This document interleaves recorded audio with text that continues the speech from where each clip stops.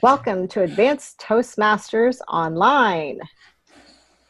I have to now figure out how to change the slide. There we go. Here are some online meeting tips. You can use your headset or earbuds if you have them. Mute your mic when you're not speaking. And you can do that in the left-hand corner of your screen. You can also toggle your video on and off like Rick is doing right now if you step away from the screen. To adjust your view from speaker view to gallery view, click the button up at the top right-hand corner of your screen. It'll say speaker view if you want to see just one person, and gallery view if you want to see everyone. And you can adjust that on your side because I will have it for the active speaker on the recording end of the video. Questions and notes for the speaker, add those to the chat. Please do that in between the speaking and the evaluations, in between the major portions of the meeting, so we're not interrupting people as they're speaking. This meeting will be recorded. It's our policy by participating in our meeting that you agree that a recording will be available publicly on our YouTube channel and on our website. If you are not a member and you want to know about joining our club, you can go to ato.toastmost.org. Just start here where it says become a member, and you can see all the information about the application and our club fees. At this time, I would like to say welcome again to Advanced Toastmasters Online. I'm going to put the gavel down and pass our meeting over to our Toastmaster of the day, Tricia Crow. Tricia, would you like to read our mission of our club? Yes, here at Advanced Toastmasters Online, we are a club that supports matters to have more impact by providing advanced feedback on leadership skills and discovering what it means to be an out-of-the-box innovative leader. Thank you, Dawn. You're welcome. It's all you. Okay. Welcome again. We have a full slate today. We have 2 speakers and table topics. I'm very excited. We have Donna was on a short little vacation, so I hope she's rested and had a nice time. I will be introducing our speakers a little later, but first we're going to introduce some people that will be helping me run today's meeting. First, I would like to introduce to you our timer, Tammy. Tammy, would you just give us a brief explanation of your roles and show us the timer cards that you'll be using? Yes, I will be timing the speeches, evaluations, and table topics. I have a green card, which for a 5 to 7 minute speech, green goes up at 5. I have a yellow card for 5 to 7. This will go up at 6. And then my red card will go up for a 5 to 7 minute speech at 7 minutes. I do have to leave it at 10 till, but I think we'll be done by then, but that will be my role today. Thank you. Next, I would like to introduce our augur Marion. Tricia, could I interrupt for a sec? Sure. Tammy, or I want to ask everybody, to me, the green and the yellow cards look very, very much alike in color. Was that the same for others? Yeah, I thought they were very similar myself. Well, how about if I write green? That'll work. Yeah, because that one looks pretty yellow to me. Thank you. Okay. Augur Marion, Lori. Lori, would you explain what augur Marion does? Yes. I'm not sure if, grammarian is not word of the day, correct? Yeah.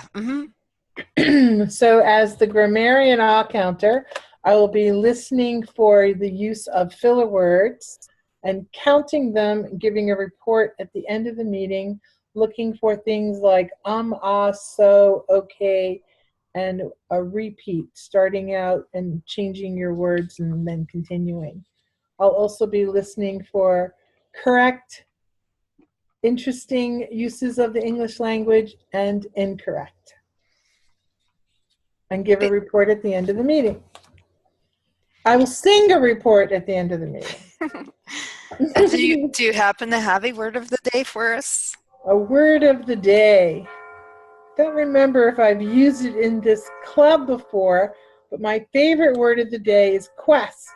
Oh. Have I used it before? I don't recall, but I like it. Quest is one of my favorite words.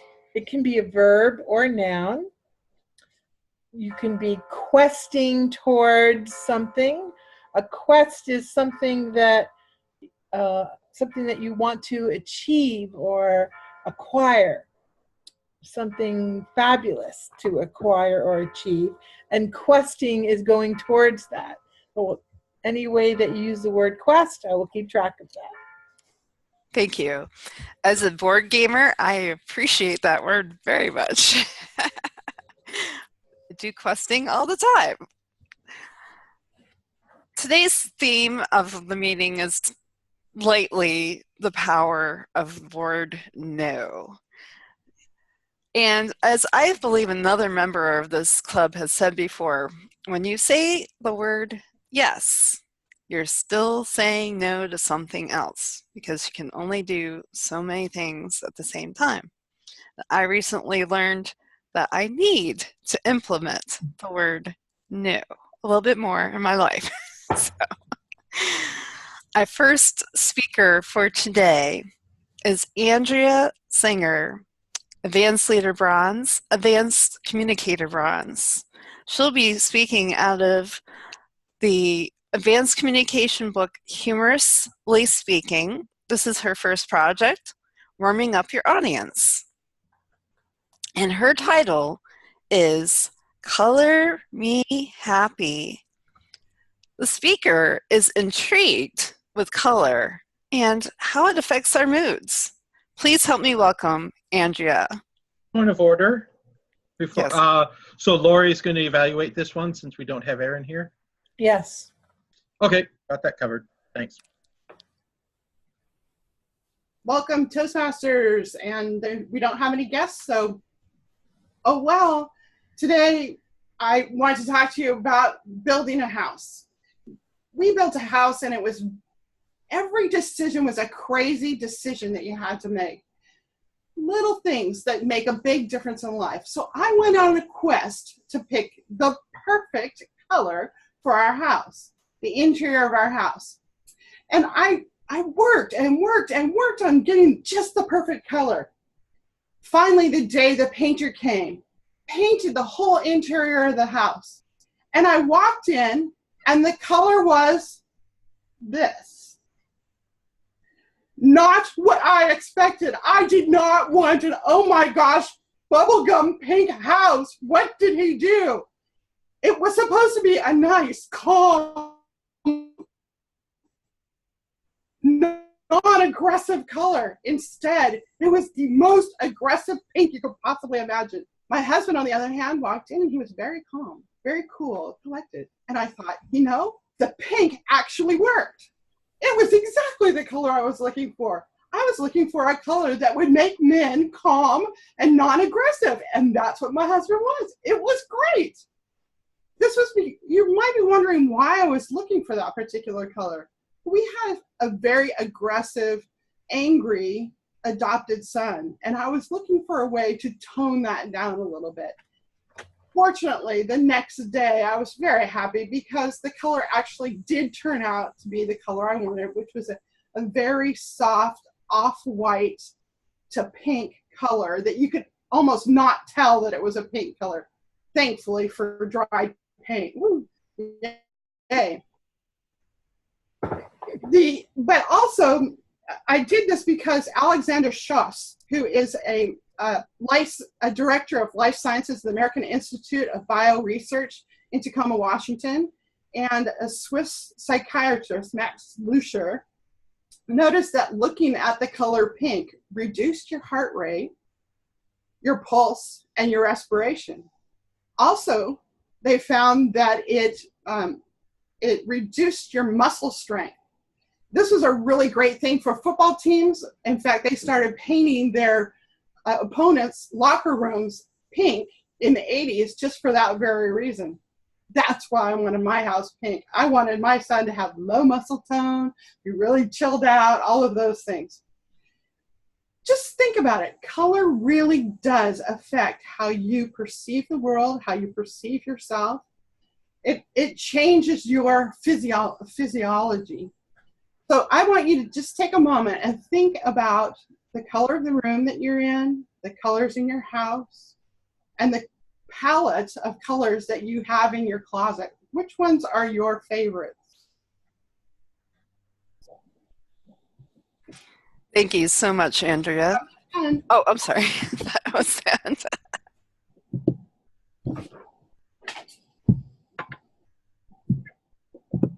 did you think of all those colors? Yeah. It's interesting to, this is not working. I'm trying to send you a link in the chat box and it's not sending you the link. There it is. I've sent you 3 links. The first one is color effect, and it's the one I found to be the best one. It really helps me think about how really color affects each one of us, and personality. So personality-wise, if you're a morning light, this color group, or you could be a dream light, this color group, or you could be a firelight in this color group, or a starlight, liking mostly these colors. When you think about it, the dream light here is cool, calm, collected, very much like Queen Elizabeth, and you'll see that she wears a lot of these colors. Or a firelight, these really bright and bold colors, very strong and intense, like Jennifer Lopez or Julia Roberts. I encourage you to go onto that first website and find out who you are and how you're affected by those colors. But you may want to think about, again, those colors that are in your house and in your office and the clothes that you're wearing. How does this affect your life? You may want to change some of your colors. So a blue, intelligent, thoughts, it stimulates your thoughts. Have you noticed Toastmasters uses a lot of blue, trying to keep us on task and thinking about things? Yellow, it affects our emotions. It's bright, it's cheery, but it can also be full of fear. Like, I fear getting that yellow card because it means I have to finish my speech very quickly. Green gives us balance and refreshment. Through most of my childhood, our house was celery green, you know, that really kind of yellowy green color. Actually, it's a boring color and restful. Who knew? And actually, our life was a lot like that. Very boring, kind of restful.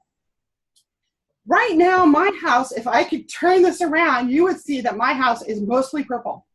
Honestly, everything in my house has some kind of purple with it. It's my favorite color. It's contemplative. It's for introverts. It's a great color for me. Orange is a bright color. You can see I'm wearing it. Complements purple. It gives life and energy. You can see I like it. I wear this a lot when I'm sick because it makes me feel better. Gray is a psychologically neutral color. In Seattle, they have far too many names for the color gray. Foggy gray, cloudy gray, angry water gray, stony gray, you name it. I think they're doing it because they're oppressed by a blanket of gray.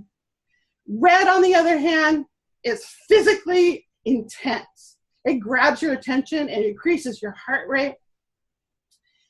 Now, none of us like to see that red card when we're doing our speeches because we know we've blathered on too long about whatever topic we're talking about. So at this point, I'm happy to turn over the control of this meeting to the Toastmasters so I can get back to my very contemplative, introverted purple room. Thank you. Thank you so much. And it'll be my quest to check out this link that you shared with us because I am also a purple girl. My laptop is even purple.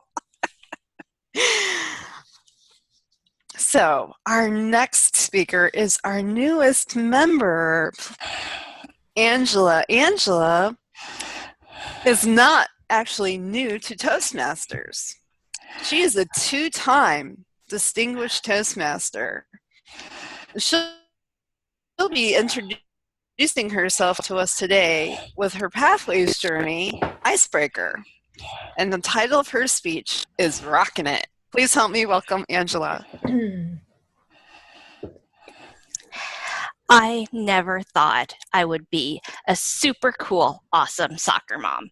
But here I am, rocking it. At every soccer tournament, you have to go visit the t-shirt stand. It's a necessity. And this is a t-shirt that my daughter pulled out and said, "You should get this one." I thought that a great way to introduce myself to a new club is to tell you about my journey from soccer hater to super cool, awesome soccer mom. The story begins in 2009. My daughter was 4 years old, and we were looking for a sport to sign her up for. YMCA micro soccer. First practice, she bumped heads with a girl, came and sat on my lap, and refused to play the rest of the hour. The next week, we went back. If you're not familiar with micro soccer, they practice for half an hour and then play for half an hour. So the next week, she went back, practiced for half an hour, came and sat on my lap, and refused to play in the game. This continued the entire season. The next year, I asked if she wanted to play again, thinking, no, she hated it. I'm going to ask, and then I'll be done. It'll be over. I've never been so wrong. Of course she wanted to play. 2 years later, she stepped up to Spirit, which is a little bit more competitive. We were now practicing twice a week, plus hour-long games every week. The worst of it was, she had now convinced her little brother that soccer was good, and he wanted to play too. Fast forward another 2 years. I'm still not a soccer fan, but I now have 3 children who want to play soccer. And my youngest son's team needs a coach. Every parent said, well, I can help out, but, well, I'd love to, but I could do this, but, and these thoughts are running through my mind going, I don't want to, I don't want to, I don't want to, I have no excuse. Okay, I'll do it. I'm actually a licensed soccer coach now. I have my Series F license, which is super easy. You go online, it's $25 and a couple hours on the computer and you're fine. But I learned a lot about soccer, and that's really started my transformation.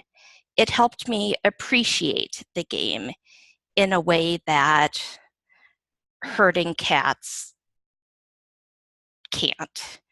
If you haven't watched a kindergarten soccer game, it's herding cats. Today, I am a super cool soccer mom. I have 3 kids playing competitive soccer, all of them on traveling teams. My daughter plays U14. My son is U11, and my youngest son is U9. My daughter wants to play for the women's national team someday. She's going into 8th grade and is already looking at colleges and trying to figure out which programs and which coaches are most suited for her style of play. My 10-year-old playing U11 is on the 3rd team. He inherited his mother's sweet tooth. So while he's a very technically sound player, he has a few endurance issues. My little one, my baby, he's 7 years old, and earlier this week he scored in a U13 scrimmage. The U13 players tell him that he is a little messy. If you're not familiar with soccer, Lionel Messi is one of the best players out there these days. In addition, my daughter just got her soccer reffing certification, so we are going to be spending time on the sideline watching her ref. and my husband coaches two teams. My role in all of this, I'm the super cool, awesome soccer mom, right? I get to coordinate everybody. I get to shuttle everybody here, there, everywhere.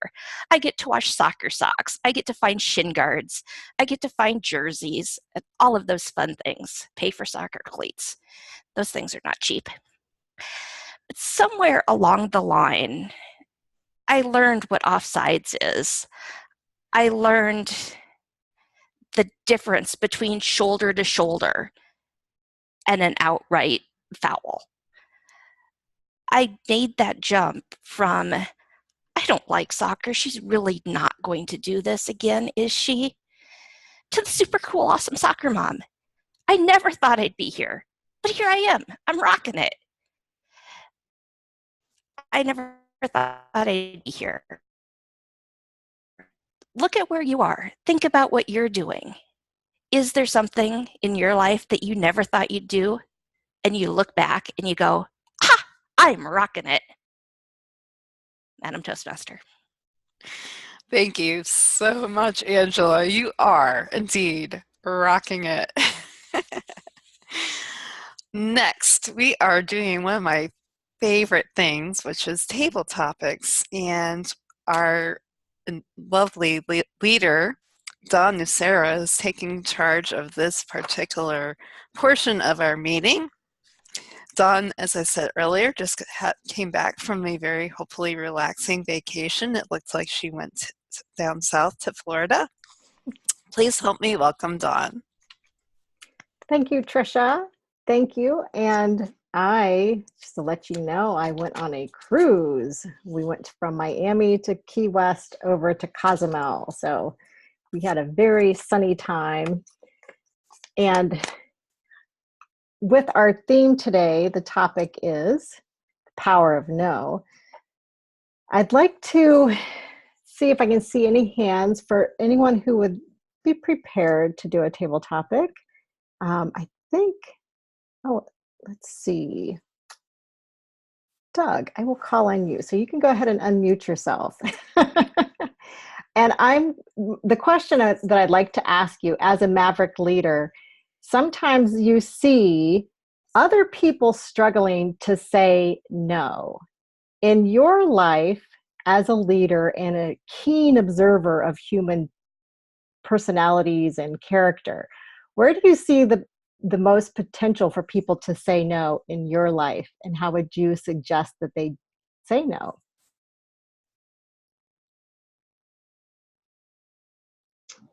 Thank you, Dawn, for a very interesting question. How would I suggest, or what areas would I suggest for people to say no in my life? Well, I find that very difficult to answer for other people. So I think I'm going to speak for myself. And one of the areas that I definitely learned and had to learn to say no about was in the field of giving advice, especially after I'd finished my year as district governor, which was 8 years ago now. As immediate past district governor, my job partly is to help mentor and teach the new trio and provide resources. But what I found is that I had to make sure that I limited just where I was giving advice. In the beginning, I was doing it far too often, and my advice isn't necessarily what the new district governor really wanted to hear or even needed to hear. He had his own way of doing it, and it wasn't wrong, but it was different. And what I've learned is that really the best time, I had to say no to offering advice, really, unless it's asked for. If they want my opinion, I will happily give it, and hopefully it's helpful. But if I'm just offering my opinion, my advice, wherever I feel like it would be worthy, this is not actually helpful. And it's definitely a place where I really had to learn to say no and keep my mouth shut.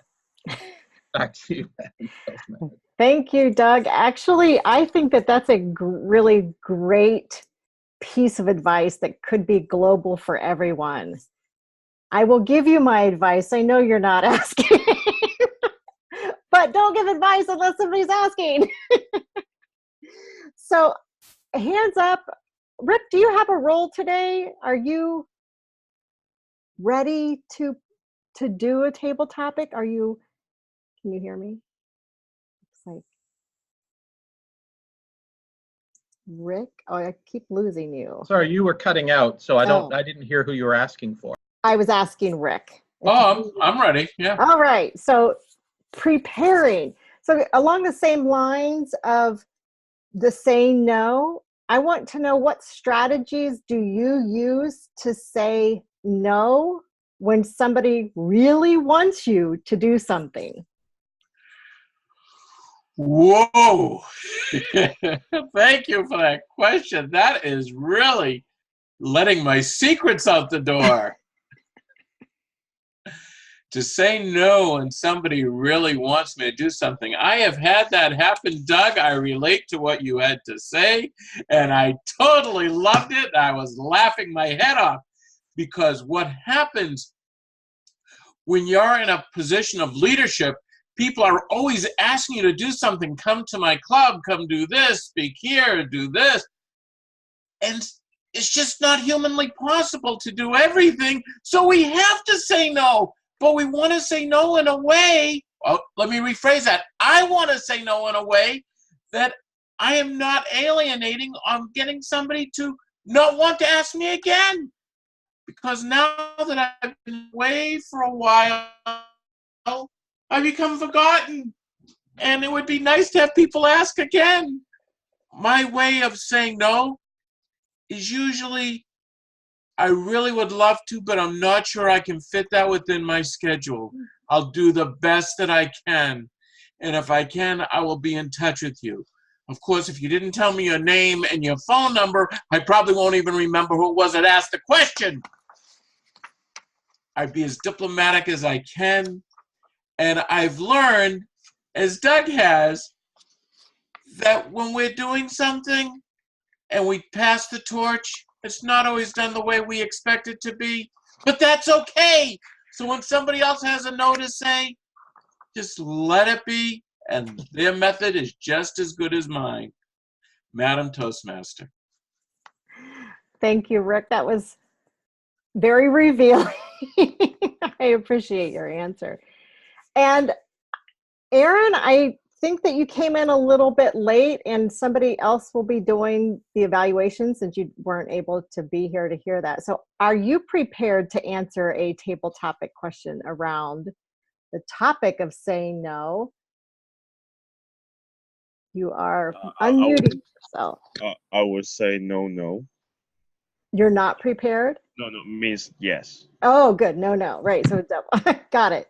So your question is, Aaron, you have a lot of opportunities to do a lot of things within Toastmasters.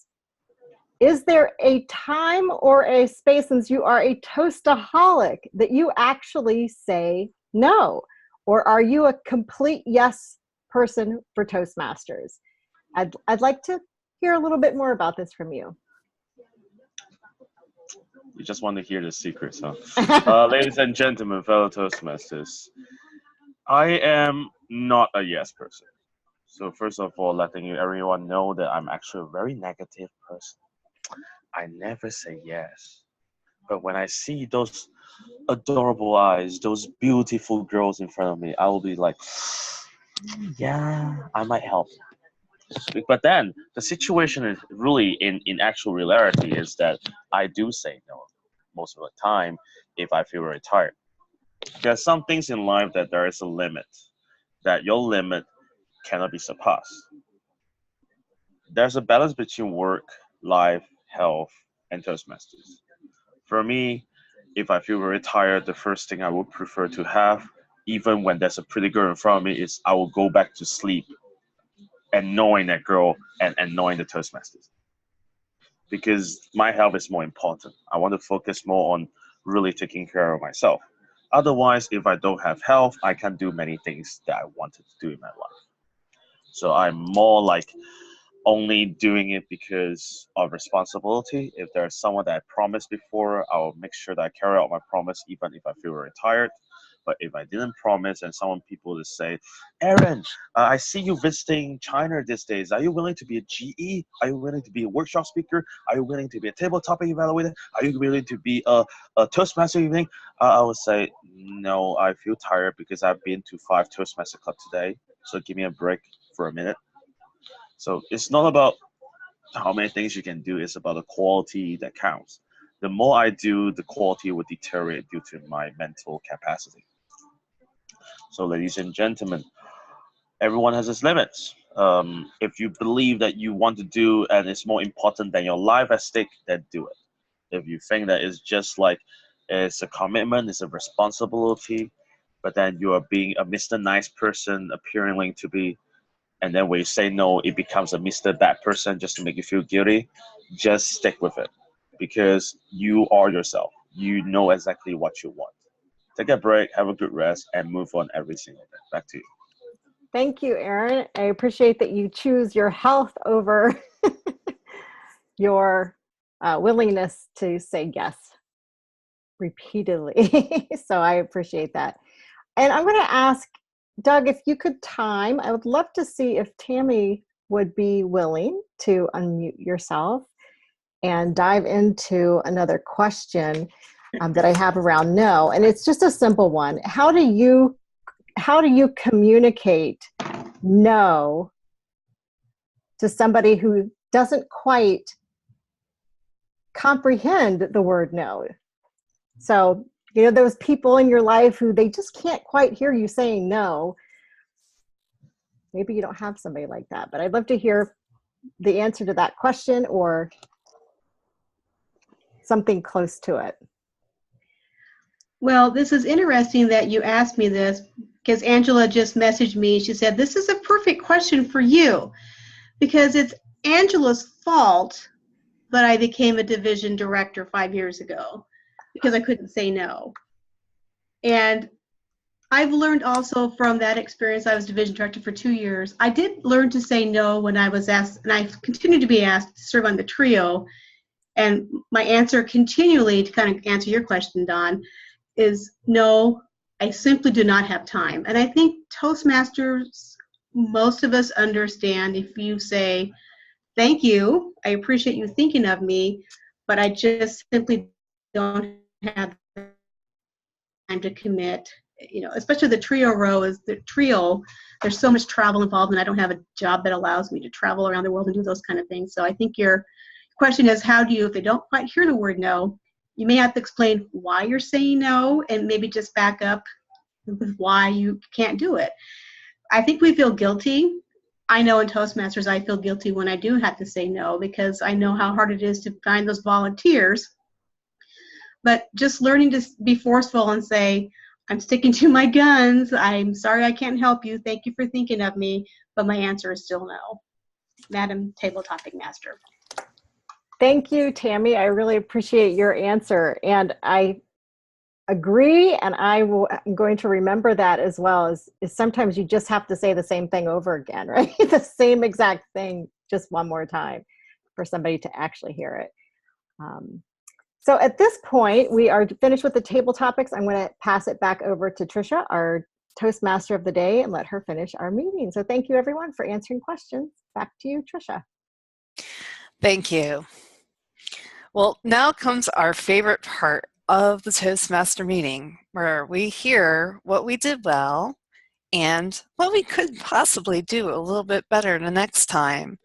And the Toastmaster that will be running this is our General Evaluator of the Day, Doug Thiessen. Doug has been a Toastmaster for over 20 years. He is a distinguished Toastmaster and a past district governor. This year, he competed in the District 10 evaluation contest. And today, he's our General Evaluator. Please help me welcome Doug. Thank you, Trisha. We had 2 speakers today, so we, of course, have 2 evaluators. Our first evaluator, who will be evaluating Andrea's speech, is Lori Whitmore, who is also doing our grammarian job, but we appreciate her taking 2 roles. Please welcome Lori for the evaluation. Thank you, Doug. It's my pleasure to be evaluating Andrea's Warm Up Your Audience speech project from the Humorously Speaking Manual. The objectives for her speech were to prepare a speech that opens with a humorous story and to personalize the story and deliver it smoothly and effectively. I thought that Andrea did a great job meeting these objectives. The first 2 minutes of her story about how her house ended up being this pink color and even showing us the pink built a lot of suspense and was very entertaining. It was quite appropriate for the audience and definitely amusing, keeping our attention. Her speech was well organized in general. I have a few suggestions for Andrea. I think that for her opening, the first 15 seconds was kind of introducing the story. And I think if she just started right with something with more pizzazz and wowing the audience, would punch it up a little. There were times that Andrea needed to look down at notes for a quote or just remembering the next thing to think about, just fine, but she had her notes way off to her right, and it was a little distracting watching her kind of turn to look at the notes. Sometimes what I do, especially I get to cheat a little in our online meeting, I actually tape my notes right over our grid of everyone's faces when I'm the speaker, so you can't even tell that I'm looking at notes. So that's a suggestion I have. Another suggestion would be if you're going to hold up a prop, kind of like how Tammy's holding up the timing card, don't cover your face with it. So there were a few times when Andrea held up the signs of colors that you actually blocked your face while she was speaking. So we want to watch how we're using a prop and not have it block our face. I would also suggest to Andrea, she spoke a lot about red and how aggressive it is. I would suggest when one is giving a speech about color to wear a calm color or your favorite color. So I thought that's just a small thing. Let's see, let me check my notes. Yeah, I think I pretty much covered everything I wanted to say. Overall, I found Andrea's speech very entertaining, quite humorous and enjoyable, and I look forward to the next one. Mr. General Evaluator.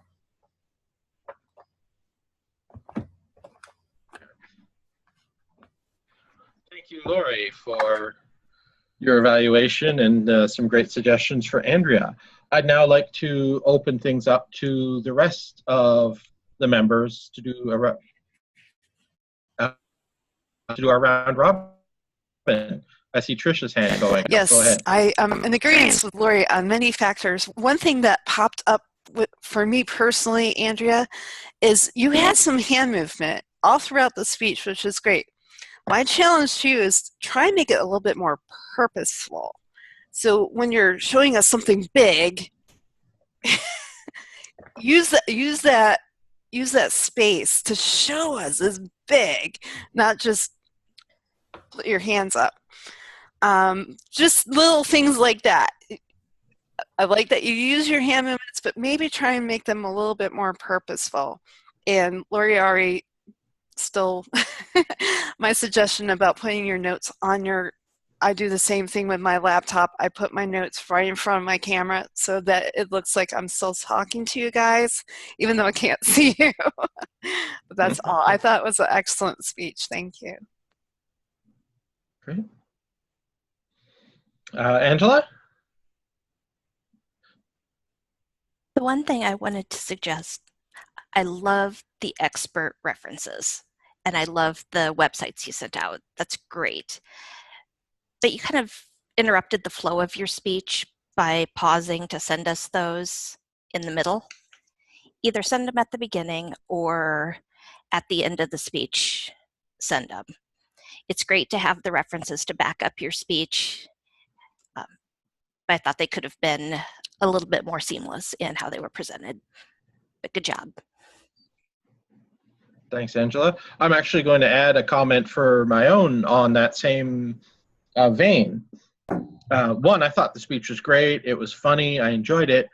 There was one part where you were asking us to think about the colors in our own home. And you had a very long pause to allow us to do that. Except I hadn't realized that that was actually meant to be an exercise and that you were giving us that time at the moment. So I think you should say, I'd like, I'll give a moment of silence for you to do that. It would have helped because I know I wasn't alone thinking, was that it?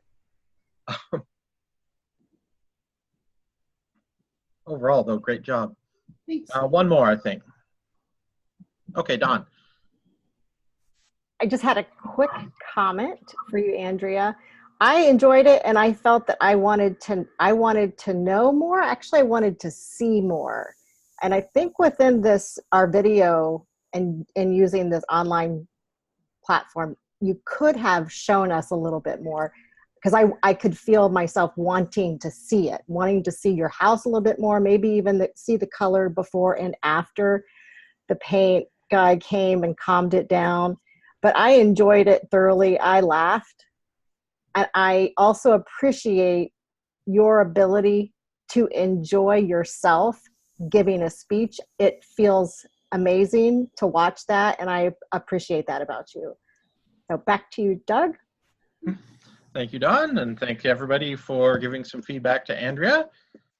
Moving along, we have our second evaluator, which is Rick Weiner, who will be giving an evaluation on Angela's icebreaker speech.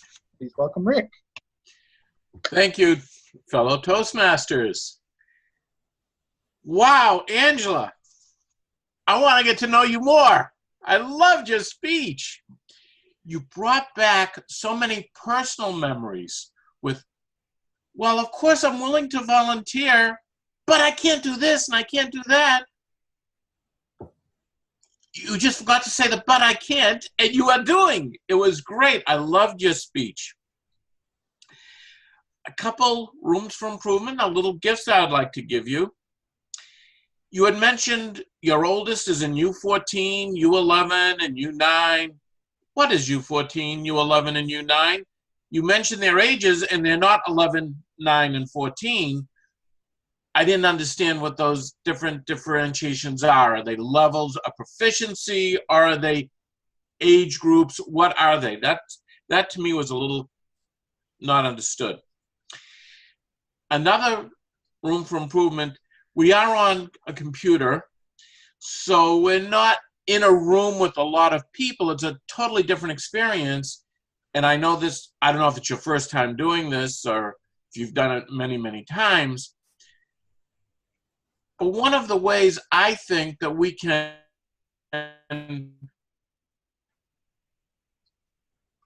make up for the fact that we're not standing in a room with 20 people or more is stronger vocal variety. You had good vocal variety, but it was soft. And I think a little bit more vocal variety when talking about it and talking about, could you believe my daughter wanted to keep going back? Something that would give us more excitement and feel it inside, I think would have been a room for improvement. One more small room for improvement. I know this is not easy, but if you could find a way to improve the lighting in your room so that we can see you. I changed the view to see you only during your speech, and it was still shaded. So find a way to bring more light in so that we can see you. The speech itself, the topic was excellent. It was well organized. The gestures were small, but with time they'll get a little bit more. I am so much looking forward to listening to more of this distinguished Toastmasters speeches because they were well delivered and well written. Thank you so much for bringing that humorous speech to us. Mr. General Evaluator. Thank you, Rick, for some great feedback to Angela. Now we come to our final reports. How about the round robin? Oh, of course. Thank you. Who else would like to add some feedback on Angela's speech? Lori. Yes, Angela, it's my first time meeting you. It was a pleasure, and I really enjoyed your speech. One of the things I noticed that Angela did really well was the way she made eye contact with the audience. So even though she's new at this video type of meeting, she's obviously figured out good placement of her camera and looking right at it. I really felt that she did such an excellent job of speaking to each of us. I also noticed about the lighting, and one suggestion I have around the gestures, it's hard to transition to giving a speech sitting in a chair. We need to find a way to move our head a little bit, our upper body, small upper body movement, so that we're not just staying so still in delivering a speech. So something to think about that Rick had touched on. Thank you, Lori. Dawn, I see. Angela, I just would like to say that I appreciate the before and after journey. And I think that there's a lot of room for you to grow into the screen. You're doing great. You have a great starting place for giving speeches. Your eye contact, like everyone said, is really good. And I appreciate that. There were a lot of ways you can do like the before, the after. Does that translate for you guys when I'm doing that? Or, you know, you can do it the other way if it doesn't. Mm-hmm. But practice that because you'll learn. And sometimes it's like just setting back a little bit farther just while you're speaking so you can have more of your hands in the space. We're all practicing, we're all learning. So I just wanted to share with you some of those things, and I really appreciated getting to know you. And I'm going to be excited when you actually come here to a soccer match and I get to meet you in person. So back to you, Doug. Thanks, Dawn. And I saw Andrea had her hand up for our last comment. Yes, I do. I really appreciated your speech, Angela. It was so organized and thoughtful. You engaged us. We wanted to know what was coming next, all of the things that we want as Toastmasters. A number of people have talked about lighting for you, and I just want to talk about that a little bit as for a group.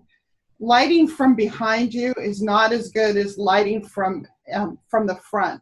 So having a light coming from in front of you, so behind your computer, will actually make you look better. And we're all about looking good, I know. So that's just a tip for everybody, not just you, Angela. Think about how you're getting yourself lit from the front, not from the back. Thanks. Back to you. Thanks, Andrea. Actually, yeah, on that subject, Angela, if you have like a laptop or something that you're working with, if you can turn it to face the window during the meeting, I think that light could illuminate your face quite well because I see it coming in from your side. I don't know if that's practical for you. Now we move on to our reports. And I'd like to call our timer to give the report on the times for today. Please welcome Tammy. Thank you. For our speakers today, Andrea asked for 5 to 7 minutes. She timed in at 7:16. Angela's icebreaker was 6:03. Our table topics, we're looking for 1 to 2 minutes. Doug was 1:59. Rick was 147. Aaron was 220. And thank you, Doug, I was at 123. For our evaluators, we're looking for 2 to 3 minutes. Lori was at 316, and Rick was 240. Our round robins for Andrea's speech was 320, and for Angela's speech, our round robin was 330. And that is my timers report. Thank you, Tammy, for the timers report. And now I'll call on Lori to give our report on our speaking, our grammarians report. Mm-hmm. I should say a request, Lori. I did hear Quest. Was that a Quest just now that I heard, Doug?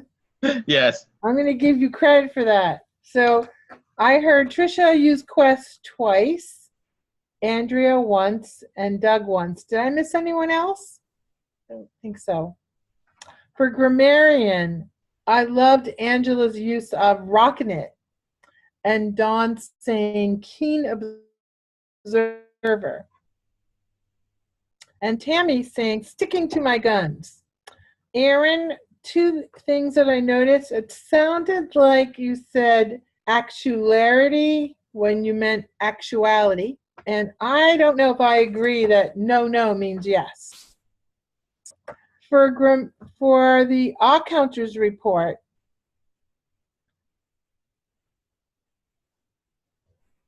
Tammy had 1 repeat and 2 ands. Andrea had 1 like and 3 ands. Angela had 3 buts. Dawn as topics master, 2 ums, 3 so's, 1 and 1 but. Doug as topics, just 1 repeat. Rick as a topic speaker had 1 repeat, 4 ands and 1 but. Aaron as topic speaker had 2 likes, 1 2 ahs, and 3 so's. Doug as GE had 2 ands, and Rick as evaluator had 1 so, 2 ands, and 3 buts. Congratulations to our Toastmaster, Trisha, and topic speaker, Tammy, for 0 filler words.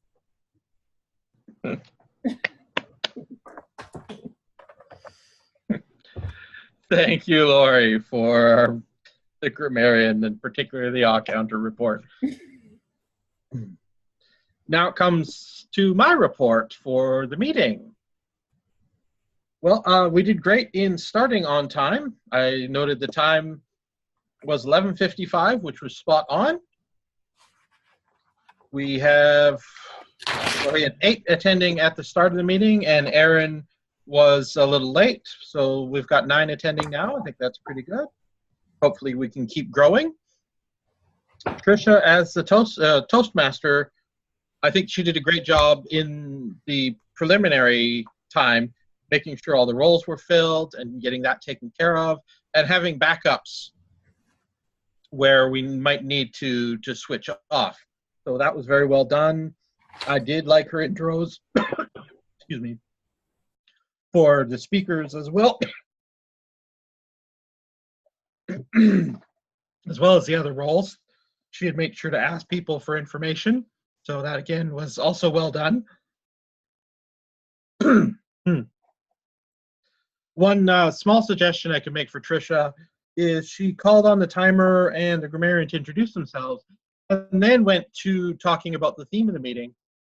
And I think that the theme is something to open with before we start introducing other roles. So that's just something to think about there. Tammy, as our timer, did a great job. I like that she actually marked on the sheets, green and yellow to make sure that they were clearly distinguished. I also like that she was holding the cards up clearly and not just briefly. She would hold them up for an extended length of time, and she did keep her face visible. It wasn't blocking her face as she was doing that. It was to the side. So again, that was very well done.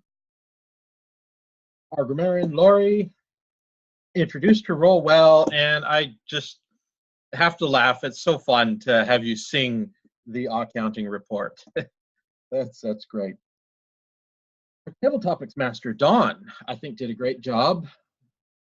She was asking for volunteers and reminding us, as she, before she called on us directly to answer, making sure that we would unmute. And I think it's great in this environment to make sure to give us that environment, or that reminder.